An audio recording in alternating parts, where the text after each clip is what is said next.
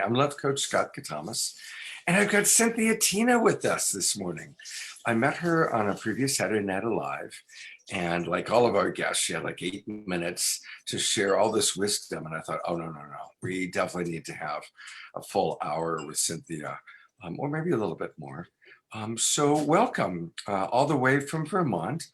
And Cynthia is the co-director, and I don't have it right in front of me. Hang on, I'll pull it up real quick. Get it right. Co-director of the Foundation for Intentional Community.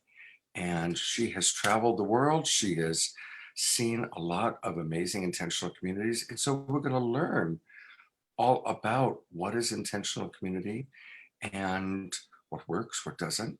And then we're going to take a look at some of the places that she's visited. So welcome, Cynthia. Thank you, Scott. It's really nice to be here. Good to see you again. And hello, everyone who's tuning in. Nice to connect with you. I'm calling in from Vermont, where we're having wonderful spring weather. And I live here in central Vermont at an eco-village called Headwaters Community. Beautiful. And welcome Debbie, Frode, Lorna, Shauna, Jay, Jan in our Zoom room. And whether you're in our Zoom room or out on Facebook land, I will be taking questions. So I am going to primarily put the spotlight on Cynthia, and I will take a look and see what questions and such come in. She's going to do kind of a meditation to help us drop in. And then she's got a slide presentation to get us started. So the questions will be kind of in the second half of our time together. And Cynthia, I would love it if you'd lead an opportunity for us to drop in together. Yeah, of course. Yeah, and thanks for the invitation to do this, Scott, because I know many of us here, okay, it's Sunday, maybe we had a fun weekend, finally feeling spring if you're in the Northern Hemisphere, and that means it's a busy time for many of us, myself included. So just appreciating this short opportunity before we jump into the presentation to, settle into wherever you're sitting right now, or you're standing, however you are, just kind of ground in a little bit more into your body and how it is resting in this moment. And if you'd like to close your eyes, you can, it's optional. And because today we're going to be talking about community and intentional community, I would love for all of us to just reflect on community, and especially considering the challenging year that many of us went through, where maybe you had less community in your life than you normally do.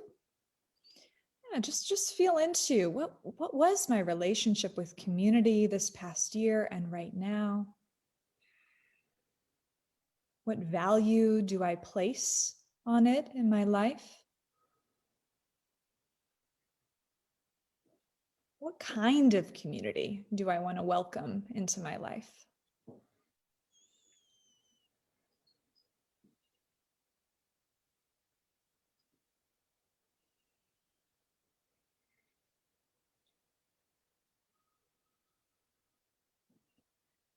Yeah, and we can just take maybe some deep breaths together. So breathing in nice and slow.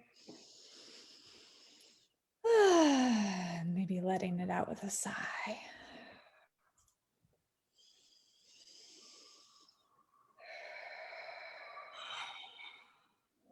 Yeah, Scott's got the idea. Shake it out if you need to.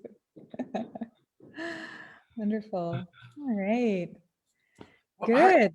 I'm going to answer the question that came up, and really I'm doing this so that hopefully the people in our Zoom room, and we've got about a dozen of you, and the people out on Facebook land, where I see we're about 20, give us your comments. What does community mean to you? What came up for you as you tuned in to what does community mean to me? How have I experienced community? Maybe how am I longing for community? Cynthia, I've always been a community builder. I was the kid on the playground who organized the baseball team, right? Organized getting everybody, because baseball, you got to have a lot of people to play baseball. And I've always been a community builder. Um, but it's so interesting that now it's all online. I've gone from the guy who's organizing retreats and events and live events to, very much now reaching Saturday Night Live, which is about 50,000 people per show, and building community that way through the Global Peace Tribe. So it's interesting. That's certainly, I'm having such a deep experience of connecting with people all around the world. There you are in Vermont, 3,000 miles away. But I also notice I really do I miss hugs. Yeah. I miss hugs. I miss cuddles and, all being able to just cuddle up on the couch or whatever retreat site we're at. And, I miss that. Yeah, I can relate completely. Yeah. So in fact, so I'm building my house at the community, but there isn't a space during the winter for me to be there full time. So I've been alone a lot myself this winter, but do similar work that you do in terms of connecting people globally. So it's such a strange experience to be on Zoom and literally meeting new people every day, lots of interaction, but it's all kind of on the computer screen. And it's wonderful, but it isn't a substitute for the in-person physical connection that we get when we live in place-based communities. Absolutely. Absolutely. Yeah. And I've been single for the last 18 months. And I'm usually not single. I usually have a girlfriend or a wife. My wife passed away. So thank God thank God for those of us that have cuddle buddies, right? That have fur family. So this is one of my two fur family. The other one is in the bed watching, going, how come he gets attention and I don't?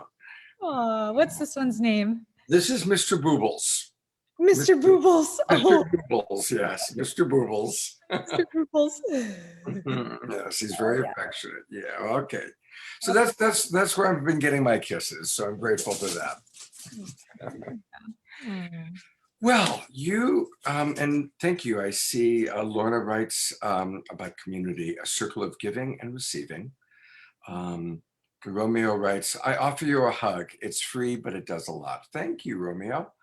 Shauna writes, I think of community as kindred spirit, family, and I would like more of that. Thank you. And we'd love to hear more from you. And thank you, everybody who's joined us.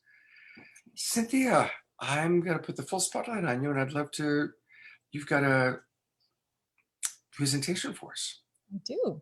Yeah. So I'll go ahead and share my screen. I'll start up this presentation. All right. So this is an overview of intentional communities, why they matter, how you can find them, and a quick global tour. I'll be sharing a lot of photos of different communities that I've visited. And this photo is of Cloth Jordan Eco Village in Ireland, which is you can see very special, playful community that is connected to a traditional village in Ireland. So there's this whole kind of eco-village appendix connected to the traditional village, and it's brought so much life and dynamicism, environmentalism to that region. So they're doing great work. And really briefly about myself. So currently I am, as Scott mentioned, one of the co-directors with the Foundation for Intentional Community. But I also am a coach for people who want to find a community to join. So I do a lot of kind of community matchmaking, matching people with communities that could be a good fit for them. And I've come to this work not having grown up in an intentional community, not with a family or anyone who, was especially alternative. I grew up north of Boston, pretty suburban, urban environment. But I always had this curiosity for how people were doing life differently. And I was very fortunate to have support to travel. And I've now traveled 4 continents, visiting over 100 different intentional communities. So eco-villages, co-housing, permaculture projects. And it has for sure changed me in profound ways and enabled me to do some of the work I do now, helping to foster this network and connect it more with the mainstream.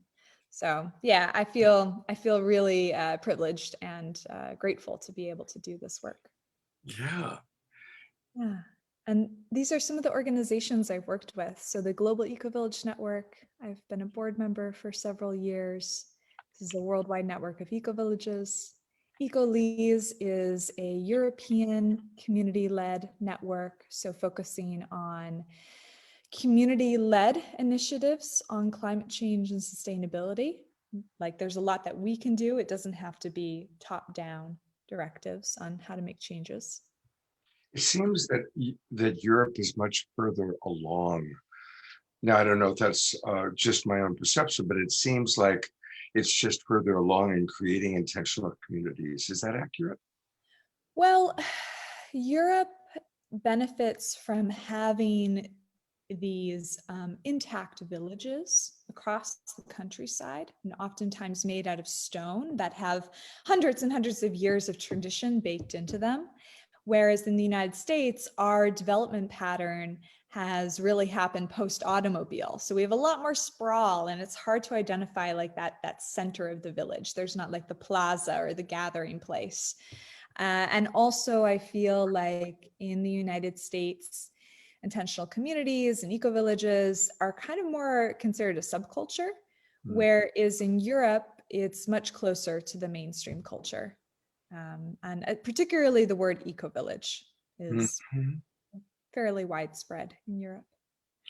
One other question, so what I'm hearing is that the American intentional communities tend to be outside of the culture. So maybe they are driven by even a spiritual belief, religious belief, a charismatic leader, whereas Europe, um, it's more common, and just the way Europe has evolved, it's not necessarily villages built around a religion or I hate to use the word a cult, but more around ecology and community. Would that be accurate?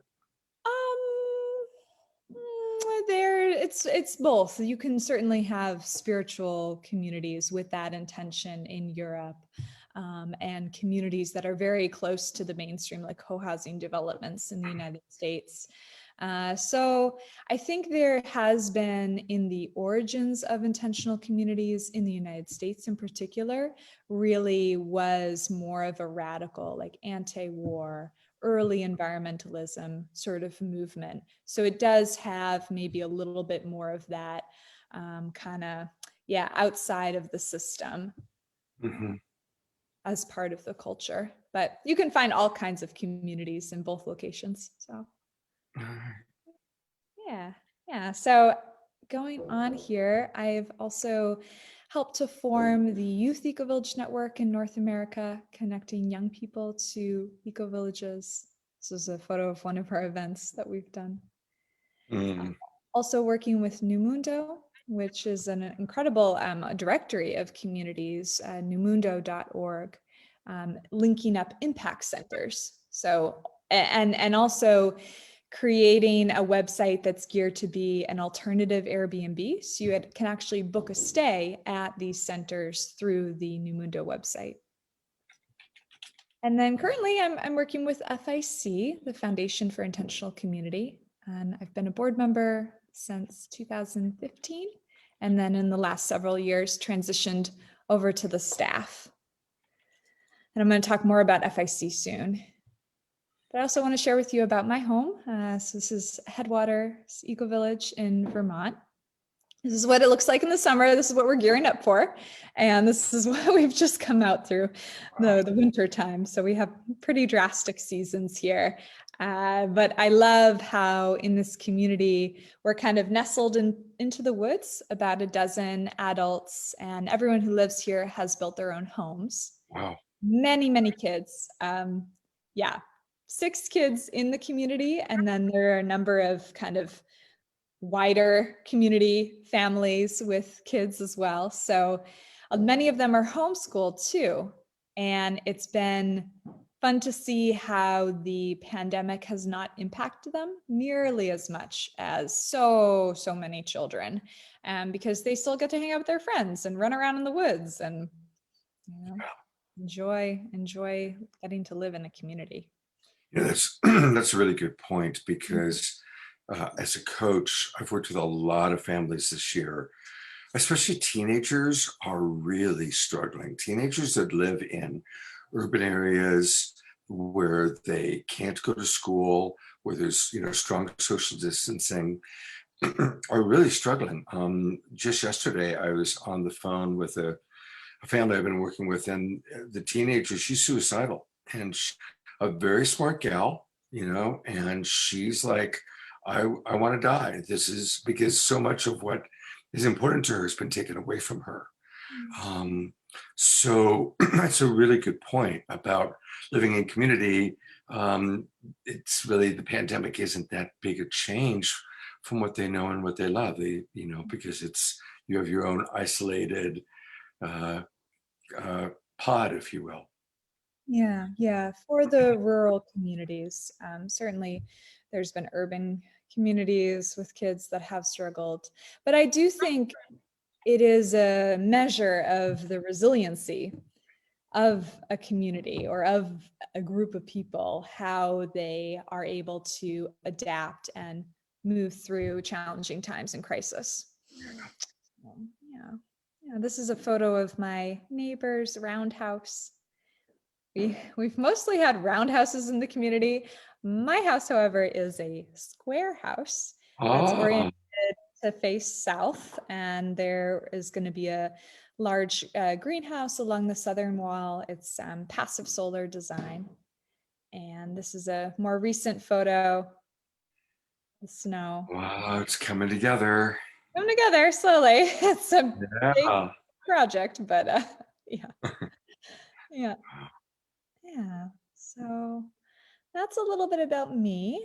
And I'd love to just like clarify for all of us, because we've been using this word intentional community. What does it mean?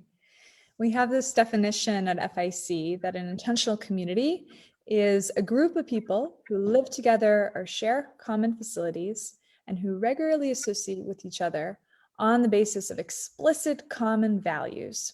So values are really the foundation and the thing that unites all of these various unrelated people who come together to create a community with a specific vision or intention in mind. And yeah, and this is a photo here of La Cité Écologique in New Hampshire, which is one of my favorite communities. They actually began as a summer camp for kids, and the kids loved it so much they convinced the parents to buy land near the summer camp to start businesses. And today it's one of the more economically self-sustaining communities and has been able to provide jobs actually for their surrounding region. Yeah. A question about values. Mm. How, and of course, it's community by community. So that makes sense that most intentional communities are built around values. How often or how do some of the communities handle evolution of values? Mm. Um, is there an ongoing conversation often about the evolution of values?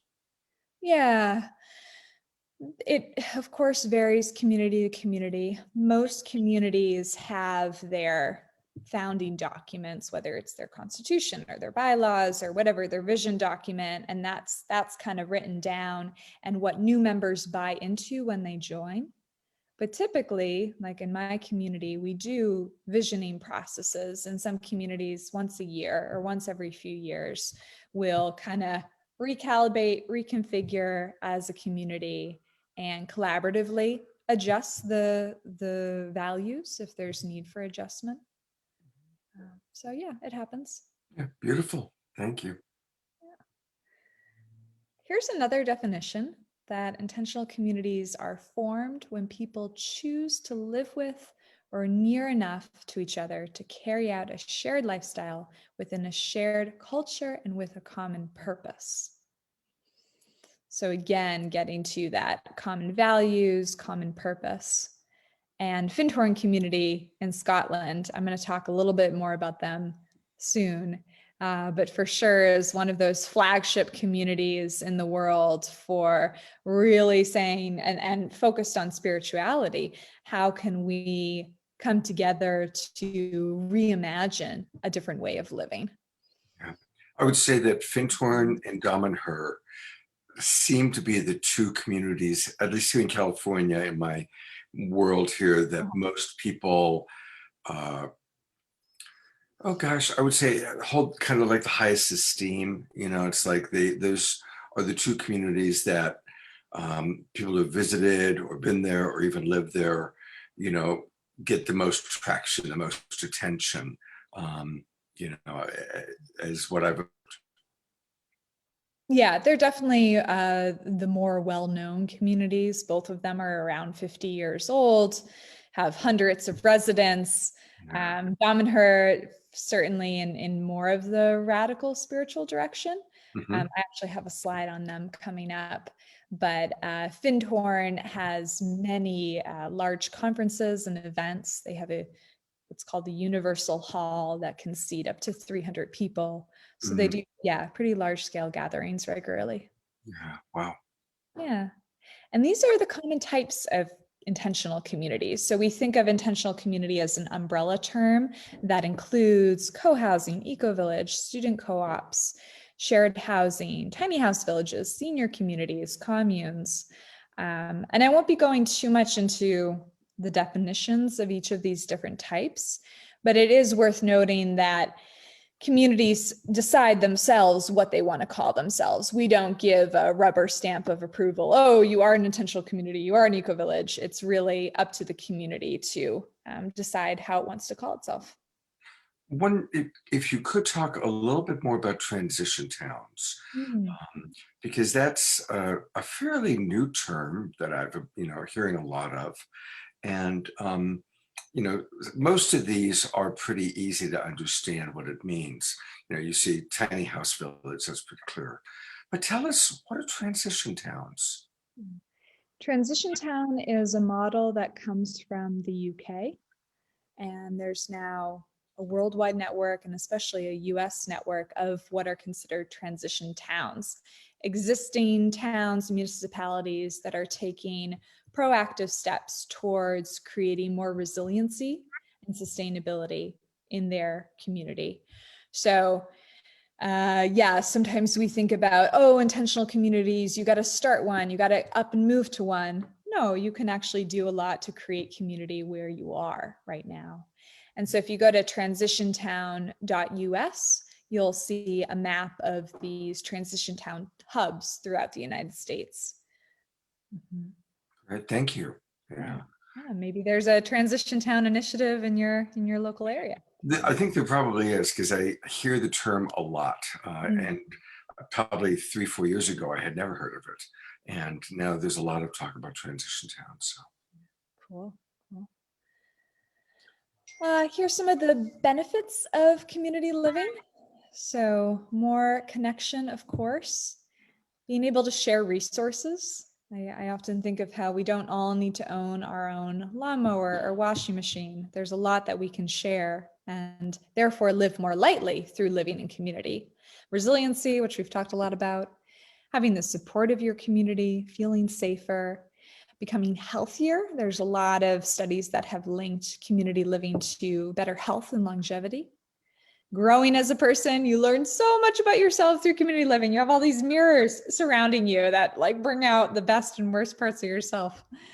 Co-creation, experimentation. I really think that intentional communities are microcosms for all the bigger problems we have in the world. They show up in community. But then the opportunity in community is that we get to look at them and work through it and stay together and talk to each other. Whereas it feels like in the wider culture, there's just more and more division and polarization, unfortunately. And fun. I think that living in community can be a lot of fun. challenging, but fun. All right. And I really want to highlight loneliness. We had touched in during the meditation about how this has been a really lonely year for many people. There's a study that came out from the 2020 Loneliness Index that 3 in 5 adults, so 61% of American adults report feeling lonely. And loneliness has huge health risks, including heart disease and stroke, as well as depression and anxiety. So intentional community isn't the only way, but it is a really inspiring thing to say, oh yeah, we have the power to connect with people and build lives together. And there's thousands of communities out there. We estimate that there's between 10 to 30,000 intentional communities worldwide. Wow. Yeah. Yeah. So in the United States, we have on our directory map about 2,000 intentional communities. We don't do any outreach. It's all people deciding to post on our website. So we think there's a lot more. And this is the directory of intentional communities on ic.org. And we also have the same directory in a book form for people who like to hold books and highlight and circle. Yeah. And we also are offering online courses. Cynthia, can you go back to that other slide for a moment? Of course.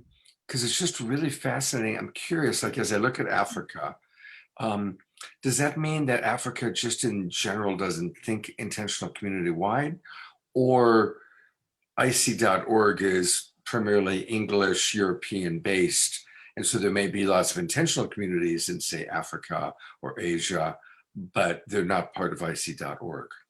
Yeah, the latter. We have about 75% of our website traffic is from the United States. Mm-hmm. And there are other organizations, like I had mentioned, the Global Eco-Village Network, ecovillage.org.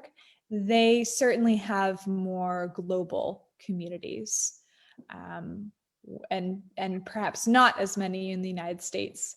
There is an effort underway to combine all of these various maps, because there's probably 10 different directory maps of intentional communities, and they're all different. And so I think there needs to be some consolidation so we can make it easier for people to see the full picture and find a community. And of course, the people that watch our show that are interested in community are going to want to be in one of the places that we're seeing on the map. But I am curious, are there intentional communities of a different sort in Africa, in Asia, to a tiny degree, a small degree, or a larger degree than we might imagine? Yeah, there is, in fact, I have a slide on it. There's a project in Senegal to transition 14,000 traditional villages into eco-villages. Wow. And similar initiatives are happening with different governments throughout Africa. And it does, yeah, because it is a little, we have experienced such a breakdown of community in the United States that there is a drive to intentionally create more community. But in many parts of the world, there are communities that have been in existence for hundreds of thousands of years, and they've been more or less fine. And so there is a little bit of like stepping back and honoring those existing communities and maybe supporting where possible to transition to becoming more ecological or even more intentional and more empowered. And the questions beginning to come in, but we'll get to them after the slideshow. It's really fascinating. Thank you so much, Cynthia, for spending some of your Sunday with us. We're all learning a lot and really appreciating this a lot. Oh, good. I'm glad. All right. So I just want to mention about the online courses we're offering, because I think it's certainly contributed to helping make it easier than ever before to start or join a community. Because like when I was starting my journey, it was me and my big backpack roaming around, there wasn't these kind of resources available. So I'm really glad that we're able to offer that, as well as networking opportunities. Similar to an experience like this, we're offering weekly networking and educational workshops as well. So I encourage you to check that out, including on the fourth Tuesday of every month, we have our Community Connect networking event. And what does that look like on the fourth Tuesday?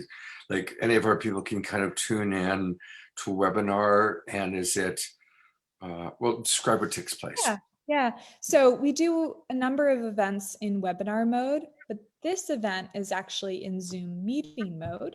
So we can do a lot of breakout groups. So the focus of this is to enable networking amongst people who are either interested in joining a community, intentional communities themselves, and you can directly connect with each other, collaborate on projects, find out places to visit.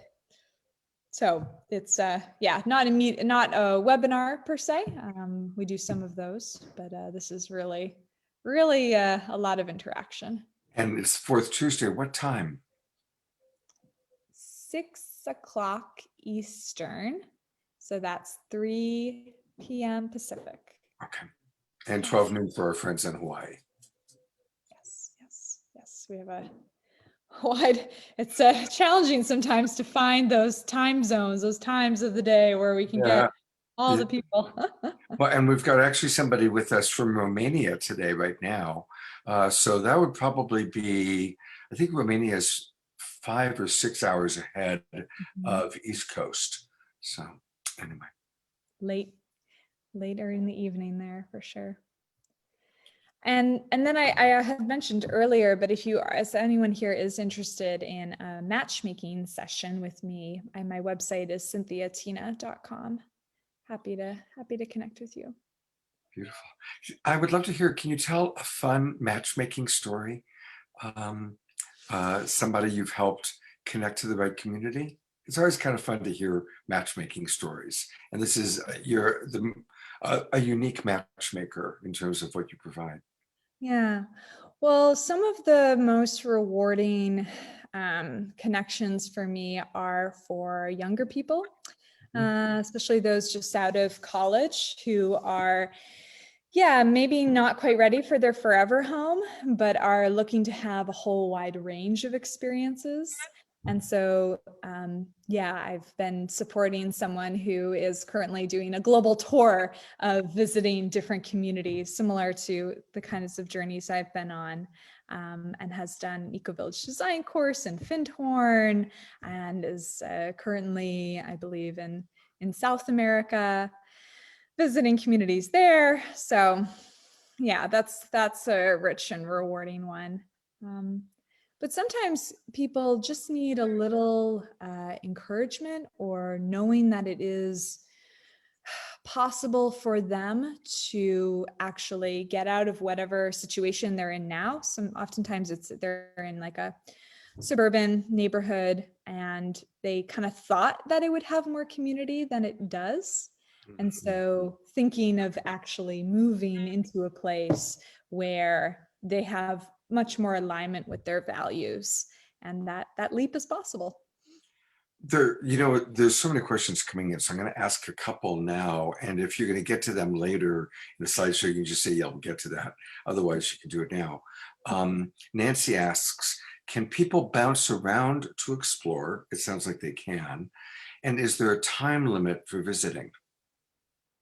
Yeah, so each and every community is different. They set their own visitation policies, and so I do encourage folks, especially if you're thinking of starting a community or joining one, to visit many before you do, at least a handful, to get some perspective, to learn more about what's out there. But there's no kind of central coordinating. Each community is kind of its own unique entity, and has many communities will only accept visitors on the weekend, or they have a week-long visitor program. And some communities are set up to accommodate guests more frequently. And are you going to at some point talk about kind of finances and affordability and how that works in general? I can speak to that in general. Maybe I could speak to that right now because I don't think I'm going to get to it later. Okay. So again, each intentional community is different. There is a range of different options for living in community, including renting a space, bringing your own RV or tiny house, renting maybe a shared room or a apartment unit within a shared building, or purchasing your own home. Co-housing communities in particular are the models where you buy your own home. And those homes can be at market rate, sometimes a little above, sometimes a little less. Because when you buy into a co-housing community, you're buying your unit, but you're also buying access to the shared kitchen and the shared pool and the garden and whatever else they have going on. By and large, though, intentional communities tend to be more affordable, and there are some that are quite affordable, including more of the rural communities. So Earth Haven Eco Village in North Carolina, Dancing Rabbit Eco Village in Missouri. These just tend to be more affordable places. And then the more radical end of the spectrum are the income sharing communities, which make up about 10% of all of the communities out there. And these are also communes, income sharing. And so these communities will often have their own businesses, or at least everyone who lives in the community and has an income pools that income to buy community services and continue to foster the economy of the community. So yeah, many communities have their own businesses. A lot of them are guest services to be really just demonstration sites and fulfill the mission of the community. But a lot of them are just places to live. So I'm connected to a community in Maui on its 3 different retreat sites. And I also know that my friend who runs one of those retreat sites uses woofers. And so for people that enjoy working and the kind of exploring, that's been, and I've actually taught classes to the woofers. Can you talk about that for a little bit and tell people what woofers are? yeah. So WOOFR stands for Worldwide Opportunities on Organic Farms, I'm pretty sure. And I was a woofer when I was younger on an island in Greece called Oh, Lipsy. wow. Yeah, picking grapes and olives for wine and olive oil. It's wonderful. And our community at Headwaters also has a woofer program.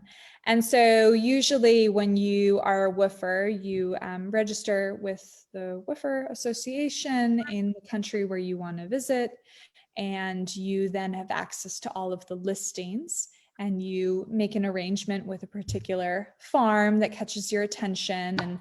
And if it's a good fit, then you volunteer at that farm for usually half a day. And that covers all of your food and accommodation.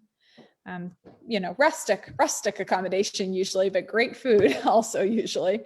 So yeah, it's a wonderful way to travel and get all kinds of great exposure to what people are doing in terms of sustainable agriculture and farming. It's great. And it seems like usually it's about 25 to 30 hours a week of picking grapes or planting or whatever it might be.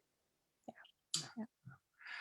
And that's a wonderful way, certainly for people that might be a little bit younger, certainly people that are physically fit, and but it is a good way to travel around. And I've known many younger people that have really enjoyed doing that. And now I know another one with Cynthia. Yeah. And many communities will also have their own work exchange programs as well that may or may not be connected to WOOF. One more, a lot of people are asking about pandemic restrictions. Is there a general rule of thumb, or is that again constantly changing now as the country's getting more vaccinated? You'll want to make sure that the community you're thinking of visiting is accepting visitors. Usually communities are pretty good about posting that on their website. And it is changing a lot, and it is community by community. Some are still closed, some are open, and each community has different requirements in terms of quarantining before or wearing a mask, that kind of thing. Yeah.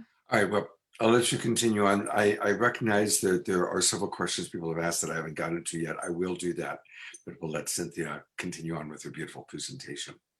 Okay, well, I'm excited about this next part, which is the actual global tour of communities. So now we can just get into talking about All right. communities. And I love to start with Oroville, which is arguably the largest intentional community in the world, about 3,000 people living here. What you're looking at is the Matchman deer. It's the physical and spiritual heart of Oroville. And 50 years ago, this was a barren desert, no trees. All of this has come up in the last 50 years. They've turned this landscape into a food forest. And it's massive. When I was visiting, you need to rent a scooter to get around, and there's multiple neighborhoods and farms and stores, cafes, restaurants. And this Matchman deer is a sphere covered in leaf gold. The inside is marble, and then lining it are all of these meditation chambers. And so you go into this thing, and it's like you're on a scene of a movie or a spaceship or something. It's just mind-boggling, out of this world. That picture is phenomenal. What's this like? I'm trying to get a sense of the size. It looks enormous. Yeah, you like, can kind of see like a person walking so in. that is a person. Okay, that's what I was going to ask. And Yeah, these the are little, stairs leading up to it. Yeah. This my is the person over here. wow, that is remarkable. I And know. I guess some people are just listening to audio. Oroville is in India. Is it in Yes, yes. southern India, Cynthia? Yes, Pondicherry. Yeah, Pondicherry. Wow. Yeah, and Oroville really has this intention to be a universal city, to be a center of unity for humanity. And so there's representation of all of the different cultures of the world through different pavilions and spaces to honor those cultures. Mm. And we can talk about Findhorn community, which I've mentioned before. And Findhorn is also a very large community. There's about 400 to 500 people living in Findhorn proper, but then in the surrounding area, there's many more. You can kind of see over here in there's this yellow flower called gorse that grows along the dunes. So it's literally on the coast of Scotland, where 50 years ago it was just a trailer park, and a few very creative individuals growing very large cabbages that then got international renown and has flourished into this community. Mm. And Sirius community in Massachusetts is a sister community to Findhorn. Oh. And I actually lived at Sirius for about a year and a half. And you're looking at this building that's an octagonal building with a greenhouse along the front. And this is the community center for Sirius. And all of the wood is milled from the land, and there's a large gathering space on the inside. Wow. Ithaca Eco Village in New York State is the largest eco village in the United States, with, I believe, 300 people. And really great ecological architecture design, a big pond surrounding the community, but only 15 minutes outside of Ithaca, the city of Ithaca in New York, and surrounded by all this great woodland and farms. And then Earth Haven Eco Village, I've also mentioned, is one of those more affordable communities. And Earth Haven does have tours happening regularly and rental opportunities listed on the website. And this is outside of Asheville in North Carolina. So in that very progressive city bubble in the South. And go my ahead. my two closest friends have relocated to Asheville. They were in Sebastopol. They've created a retreat center in Asheville and we're going to be doing a Global Peace Tribe retreat at the retreat in Asheville. So that's going to be in September probably. How close is Earth Haven to Asheville? It's about a 30-minute drive up into the hills. Yeah. Yeah. The village is located in a valley surrounded by mountains. Is that in the Blue Mountains? Yes, in the Blue Mountains. It's on Oh, Black Mountain. beautiful, beautiful. Yeah. And La Cité Écologique, I had also mentioned before. I don't think I mentioned, though, that they have one location in Quebec, which was the original, and that has maybe 80 people. And now they've started more recently another branch in New Hampshire with also around 80 to 100 people.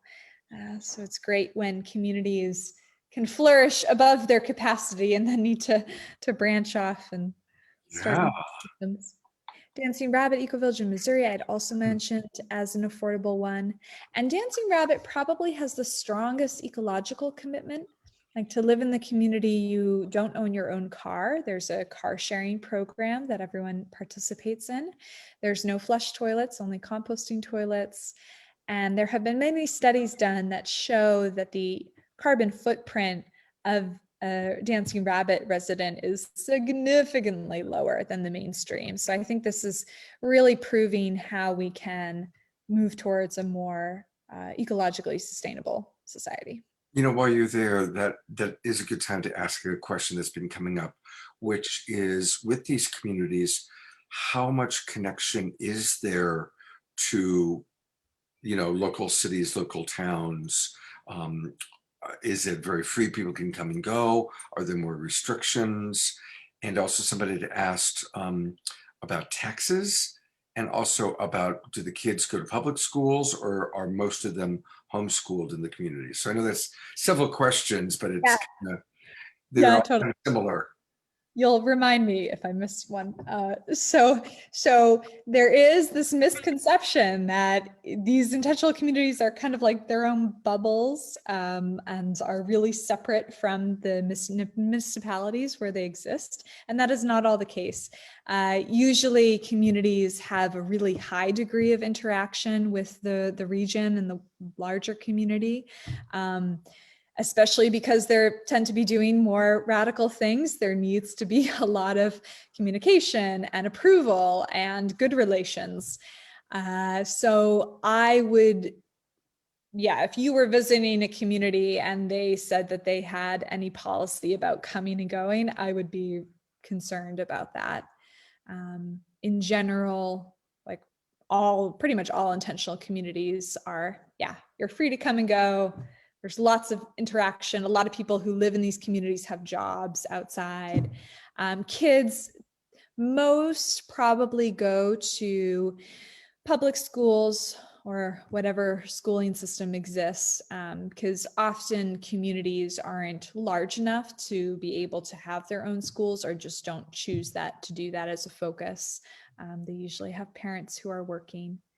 But some communities, like La Cité Écologique, they do have their own school that has got such a strong school that there's people who don't live in the community who often enroll in the community school.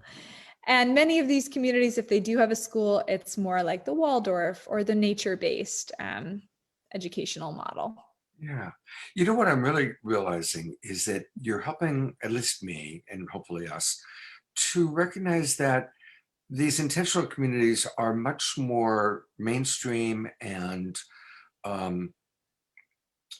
healthy, holistic, and sustainable. And I recognize that a lot of the communities that have gotten a lot of media attention are the more radicalized ones, the ones where there's serious conflict between, and the ones that really are more cult based. That's what gets the headlines, the attention. And you're really helping me at least understand, like, wow, there are so many very healthy, well organized, working examples of communities. So that's very cool. Yeah, good. I'm glad to help make that shift. Yeah. And in fact, we screen every new listing for a community that comes up on ic.org. And we are like any violence, any hint of coercion or manipulation, that community is not getting put on our website. Yeah. So, yeah. Well, I think, again, the word cult, because there have been so many cult-based communities where they do keep people isolated, and they do, and that's gotten at least a lot of attention, because it's, that's makes for better stories and headlines and concerns. So it's like, wow, cool. There's like this amazing, wonderful thing happening all over the United States, Europe, and the world. So very Yeah. exciting. Yeah. Great. Yeah, and the next communities I'll be talking about are more urban and co-housing, which has even more mainstream appeal. So eco-villages don't have to be in the country. This is a very well thriving community in Los Angeles, the Los Angeles Eco-Village. And they have been around for, I think, 30 years now, and have many people living there and starting businesses, raising families, and have this ecological focus, even though they're in a city. Beautiful. And then we get into the co-housing model, which is it's probably the more rapidly growing model of intentional community.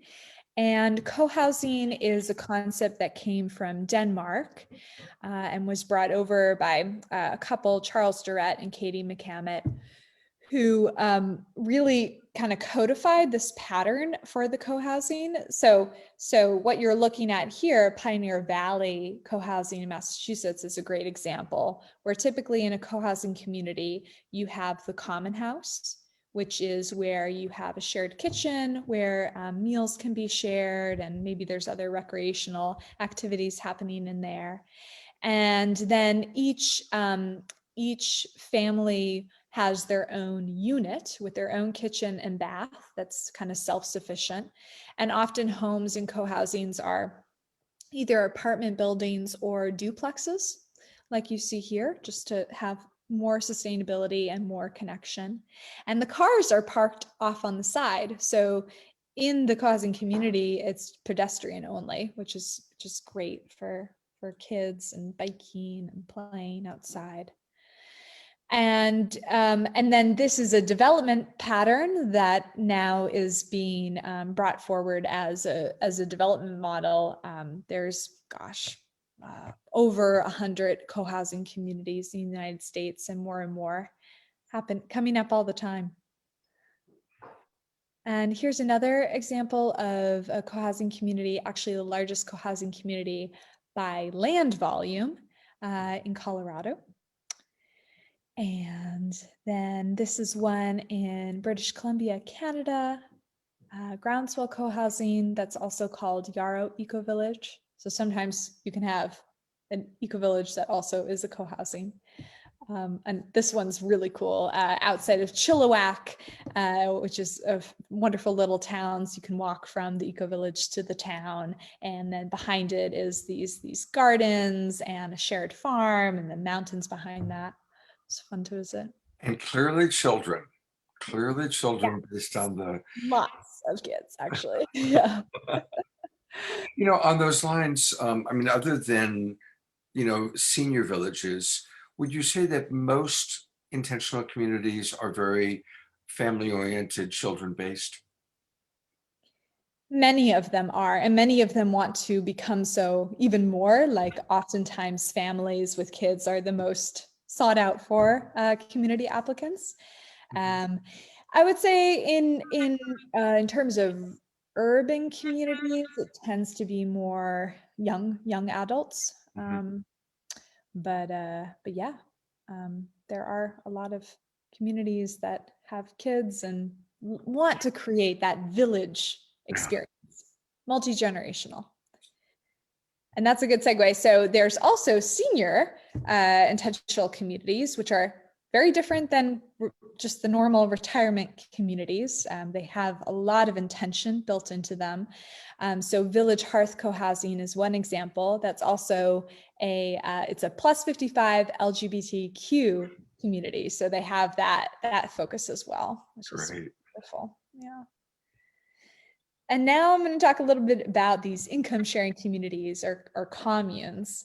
And it is interesting, like you mentioned, Scott, that like the commune model, that's probably the most common search term that lands people at our directory is commune. So it's like, oh yeah, what were those things the people in the 60s and 70s were doing? Do they still exist? Let me find out. But there's modern day communes that are very well successful and people enjoyed living here. The most well-known is Twin Oaks community in Virginia, where they have their own tofu business, hammock making business, great farms, and everyone who lives in the community works in the community.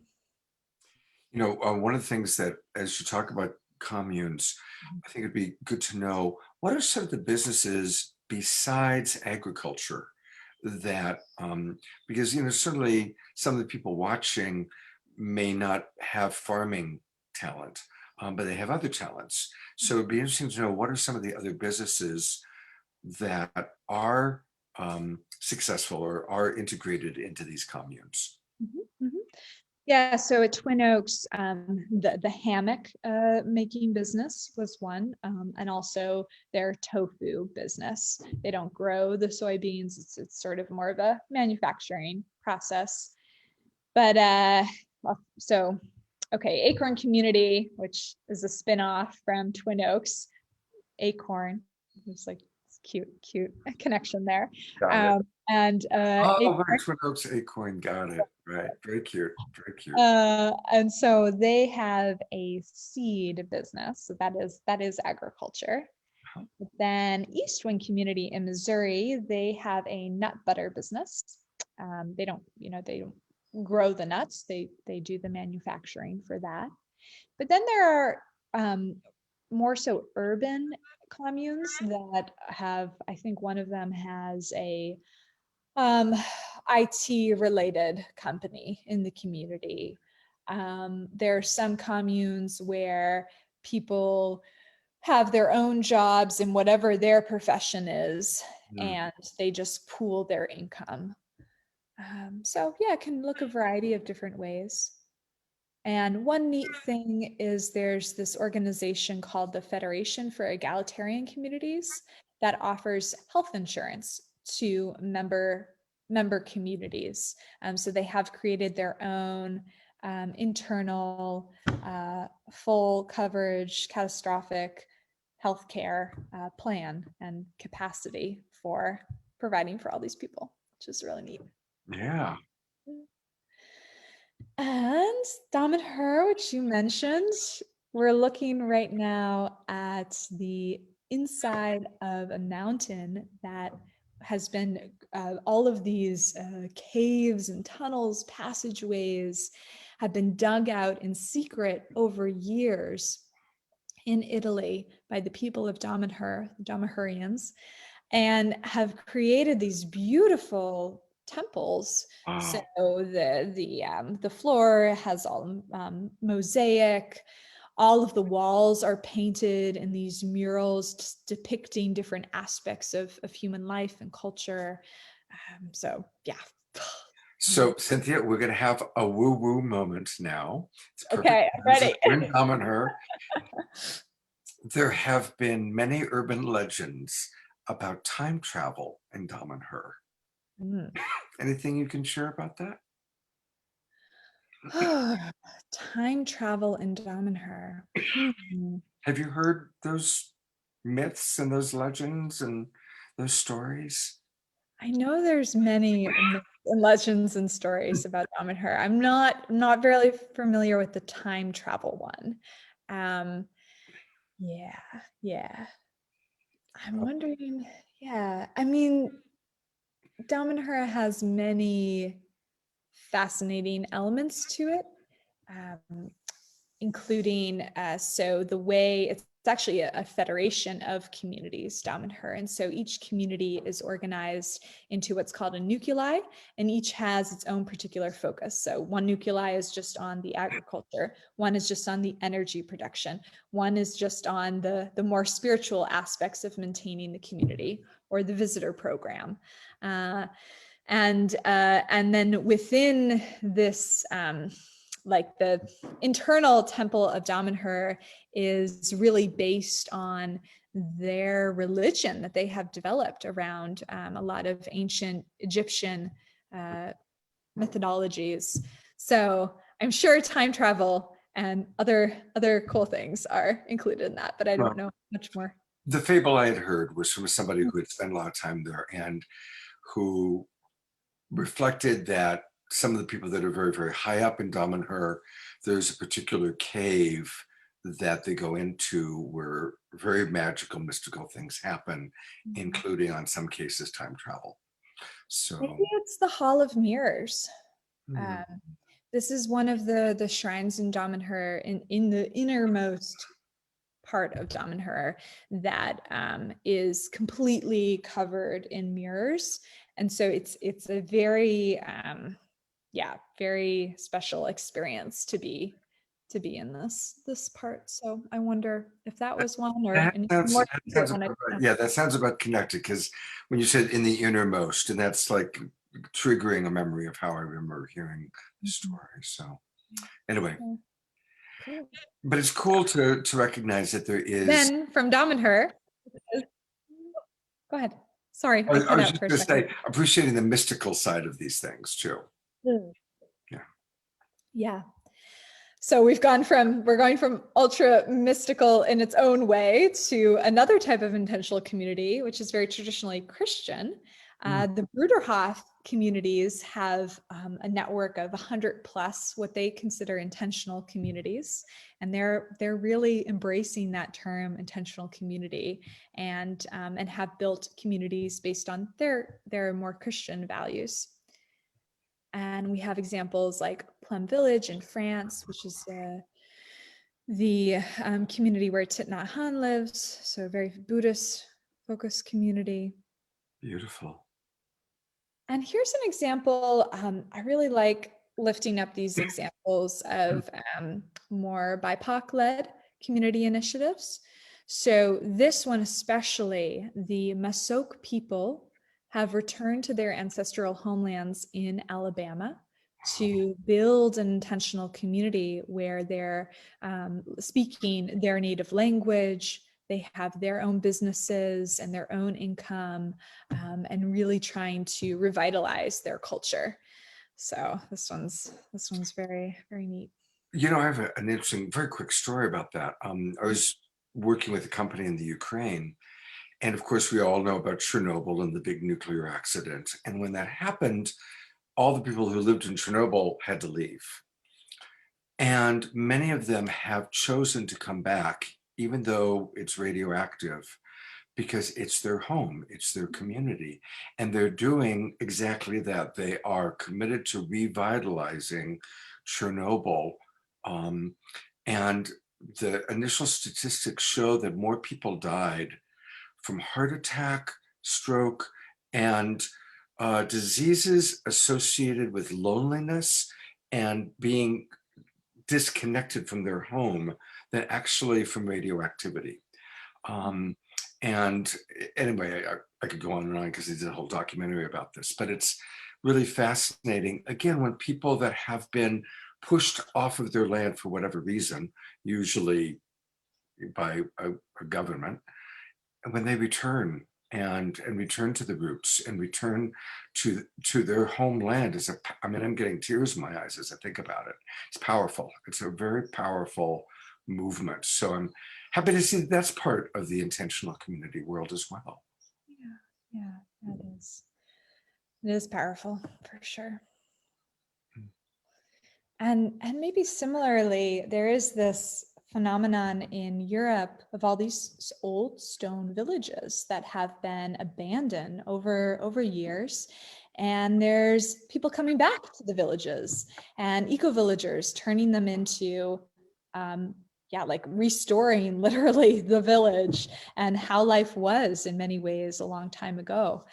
So this is Tori Superiori in Italy as one of those examples, and it's surrounded by vineyards and olive groves.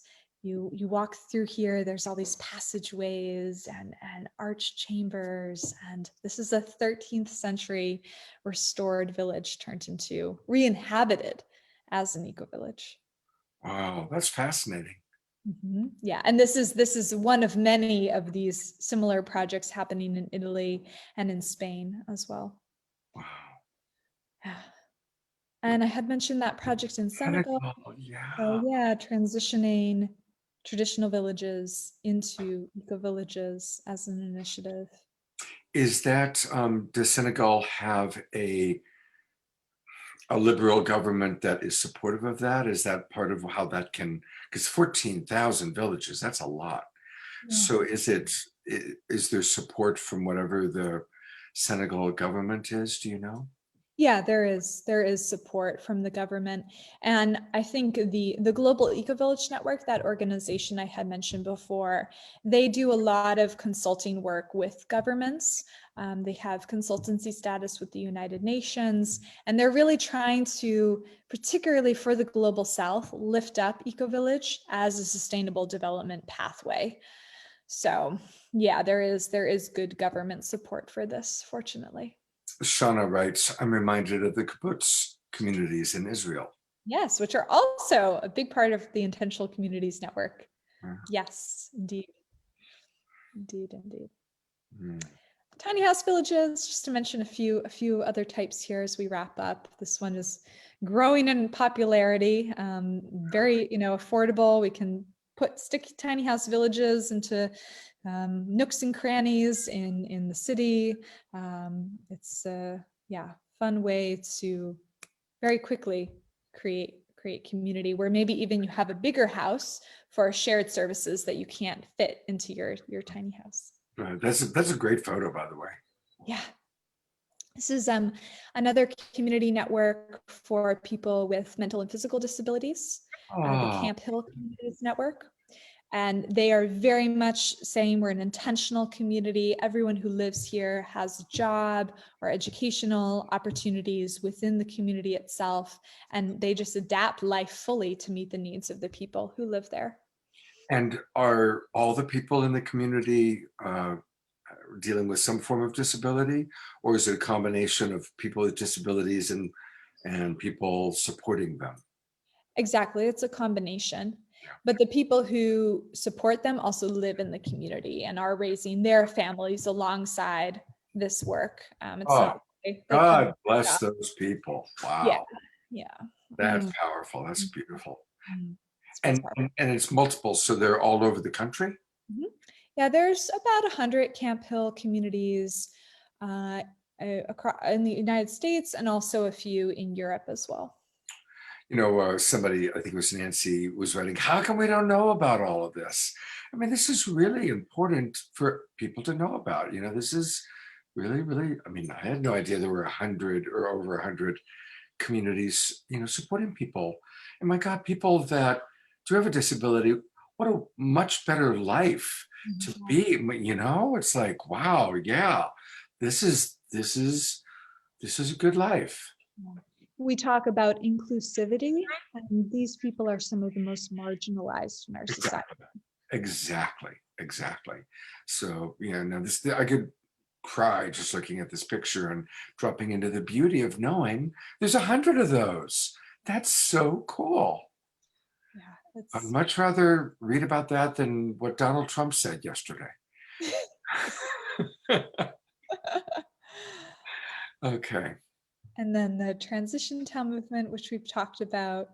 And there's so many things that we can do within our existing places of living, like having a tool library or a corner bookstore that's just not a bookstore, but you just exchange books maybe on the street corner, or having a tea cafe, just little pop-up efforts that we can make to bring people together. And the last example I'll leave you with is from the Village Building Convergence in Portland, Oregon. This is a photo of the mosaics that they paint onto the intersections of streets in the city. So doing what they call intersection repair, making places out of where we live, which slows down traffic and brings back community life and just changes the nature of how we are living side by side, but not quite meeting each other. So creating more opportunities for that meeting. Beautiful, absolutely beautiful. And again, that's a great photograph. I mean, you could really, wow, to see what had been a street corner and now it's a community. And it's really, really cool. And see a lot of people instead of cars. Exactly. Yeah, so the Village Building Convergence happens every year in Portland. It's a weekend-long festival where they do projects like this. Wow. And then I'll just leave you with this question. Are you getting enough community in your life? Think about that. It's a good question. It's a good question. Mm. A question that came up just a moment ago. What's the general range for a tiny house? That's a question that we got from Astara. The cost? Mhm. Oh, well, let's see here. I mean, there's a lot of DIY tiny house initiatives. Actually, I was just visiting my friend who purchased a old school bus, and her and her partner are converting it into a tiny house. And they have a really, really tight budget. I bet they're doing it all for maybe $5,000. Wow. So yeah, and they're doing a really nice job, but a lot of their own labor. And then it gets more expensive from there. But you can just search online for, there's all kinds of tiny house companies. It's becoming a big thing. So. It is a really big thing. I have a friend who received an inheritance, and she bought from scratch and built her own tiny house. But that was about $100,000.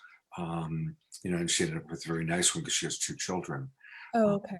So that's probably a slightly bigger one. It's a multi-story. It's multi-story. Yeah. Mm-hmm. Cynthia, wow, this has been just such a beautiful, beautiful education. And this is what I want Sacred Sundays to really be, because so much of what you shared is sacred. It's in a very practical way. It's like really creating community, being in community in an intentional way. That is sacred and sustainable, holistic, connective.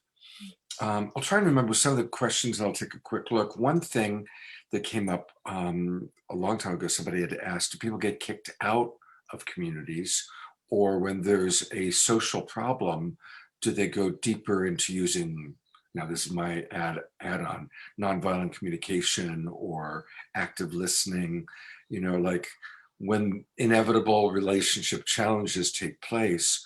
And of course, everything is community by community, but in general, what are some of the things you've observed about when there are personal, difficult relationship conflicts? Yeah, and conflict does happen. Yeah. Don't anyone make the assumption that, oh, you'll move into a community and then everything will be fine. No, people are people, conflict happens. And most communities have in place conflict resolution policies that might include nonviolent communication and other methods to try to restore any harm that's been done, bring people back together. And usually asking someone to leave is like the last resort. And usually there's good justification and people have a good understanding of how and why that might happen. It's not like you just one day are kicked out of your home or something, especially if you've bought into the community. There's a lot of procedure about how and why. And it tends to be more an extreme case, but it does happen for sure. Yeah. Somebody just wrote, this is like a 1-hour TEDx. Thank you. There's a question from Shauna about for community land, what kind of zoning is required? Is it agricultural zoning usually, or that's her question. Yeah, it does depend where the community is to be located. Most communities are zoned for residential use, and usually high density residential. And there might be some adjacent agricultural zoning. But there's all kinds of innovative legal structures to help make community more accessible. One I'll just mention is the community land trust model, where the land is put into an easement that says that it must be used for community purposes in perpetuity. And so this is one really great way to transition land out of the speculative market and into more communal-based forms of ownership. Beautiful. I am saving the chat, and I'll send it to you if you want to look at it later. And also, if anybody else wants to see, because there's a lot of you have put other suggestions and answers. So if any of you are wanting a copy of the chat, send me a private message on Facebook with your email address, and I'll email you the chat box. Astara asks, are there examples of land trusts that you can share? Yeah. Actually, the community where I live, Headwater's Eco Village, we're using a land trust model, but there's also a network of land trust communities in the Southeast called the School of Living. If you just type in School of Living land trusts Southeast, you'll get there. I think they have close to 10 different intentional communities that is part of their community land trust network. Great. Well, I want to encourage everybody to matchmake, or let Cynthia matchmake you. I mean, she's already provided us with so many wonderful, just kind of education here. And so again, the best way for people to reach you is emailing you, cynthiatina@gmail.com. That's not my Gmail. That is my website is the best way, cynthiatina.com. Cynthiatina.com. Okay, so like info@cynthiatina.com. Okay. You won't get anywhere if you write to that address, but yeah, that website is what it is. Cynthiatina.com. Cynthiatina.com. Cynthia, thank you so much. This has really been just a lovely education. And what a delightful being you are. And thank you for your service. Thank you for being a matchmaker and helping to educate and to inspire. And no doubt you've already changed many lives and will continue to change many lives. So send us a photo when your house is done. When do you think it'll be finished? I hope to move in before the winter. All right, good. Well, please stay in close touch with us. And in fact, the way I met you through Jay Ma and the Permaculture People, next week's Saturday Night Alive is being put together again by Jay Ma and my friend Vineet, who I was telling you, who moved to Asheville. Okay. He runs this the Sustainability Coalition. So next week's Saturday Night Alive is being put together by those guys. Awesome. Oh, well, thank you, Scott, for all of the work that you're doing to bring people together around these topics and many other important topics, and helping to build community as well. Oh, thank you. I appreciate it. Yeah, we're all doing what it's a blessing for any of us when we get the call and we feel that inspiration of, oh, this is how I can play. This is how I can serve. We talked about nonviolent communication, and Marshall Rosenberg was probably the most important mentor in my life. And Marshall taught the greatest joy in life is contributing to the well-being of others. And when we've learned that, and we're blessed to have a way to do that, as you do, as I do, it's a blessing. It's a blessing to have a Dharma that's working for us and working for the world. Yeah, it is. Okay, thank you. Thank you, everyone, for tuning in and listening. Take care. Take care. Namaste. Namaste.